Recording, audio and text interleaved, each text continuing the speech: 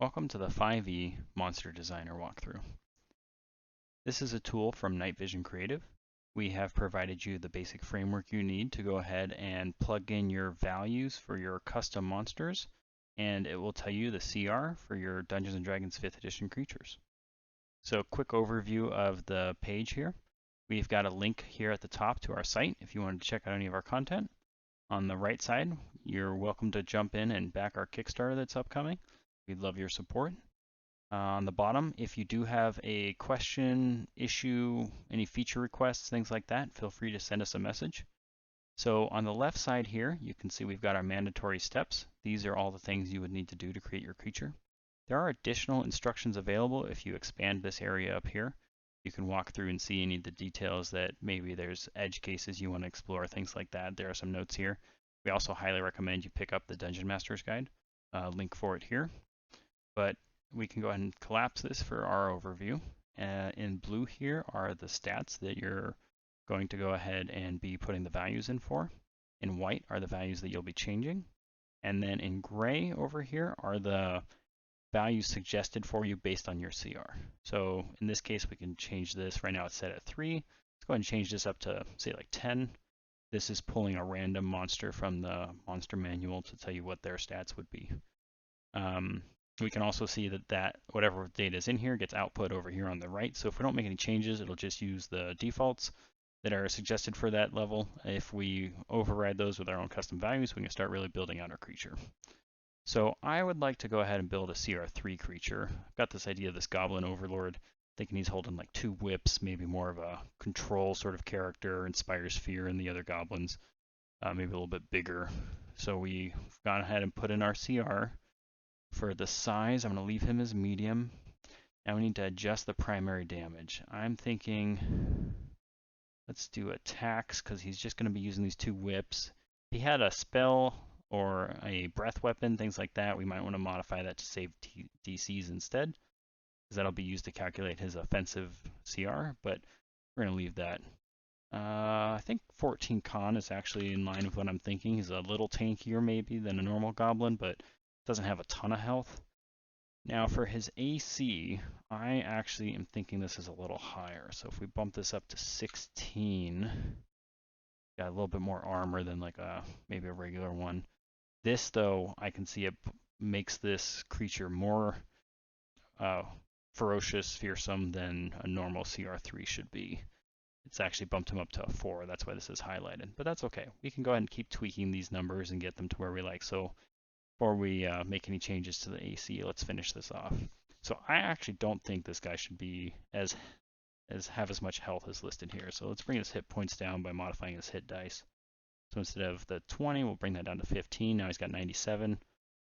So still might be a little tankier than I want. I might bring that down a little further, but let's see. So the attack bonus here, I actually want him to have a better chance to hit with his whips than a +4. I'm going to bump that up to 6. So you can see this is spiked again where we are now above a CR3. Now for the damage per round, maybe that's a little more damage than I need him to do. So maybe we even drop this down closer to 15. It's probably going to bump him right in range of where we want him. So I think I'm pretty happy with this. So we've got our creature here, this Goblin Overlord. He's a CR3. He's going to be averaging around 15 damage per round, so we can figure out how we want that to play out. Maybe he's got 2 whips, and each one of them are hitting for around 7.5 average per hit. He's got a +6 to hit. He's got 97 health on average with an armor class of 16. In this particular case, I'd want to bump up his primary stat, so maybe he's attacking with strength to 18 so that matches up with his proficiency bonus to make sense for the attack bonus. And I think I'm pretty happy with this guy. So I would go ahead and put in any other details I want him to have, but I know that these are the main stats that he needs to have for these values. I can tweak any of these other ability scores to meet my needs if I think he should be more or less dexterous, intelligence, etc. Go ahead and make those tweaks, but this is the basic building blocks of my creature here. Now, if you wanted to know a little bit more about how this is working, you are welcome to dig into the code here, but we can go ahead and show. Let me turn this off for a bit. Some of these fields are protected to just give you a heads up if you're changing something that might break something later.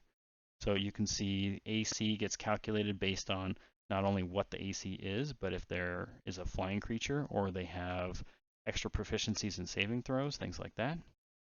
Health gets adjusted to take into account if they have resistances, immunities, vulnerabilities, and effectively calculate the effective hit points, which won't change the actual hit points, but just how much damage they would have to actually absorb for them to be taken down.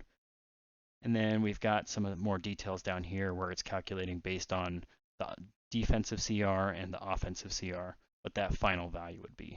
So in our case, we can see the effective health at 97 is only a CR2, but because he's so tanky, that's going to actually bump him up by 1 to a defensive CR of 3. On the inverse side, we can see his damage is actually a 2 as well, but because he has such a high chance to hit, it's going to increase it by 1. And that's going to bump him up to a 3. So we've got a 3 on the defensive side, a 3 on the offensive side for a final of 3. You might find some creatures feel a little stronger, a little weaker, because when they get rounded, they may have actually been slightly higher than a 3 or slightly lower than a 3, so you can kind of take a look in here in case you wanted to dig into the details there.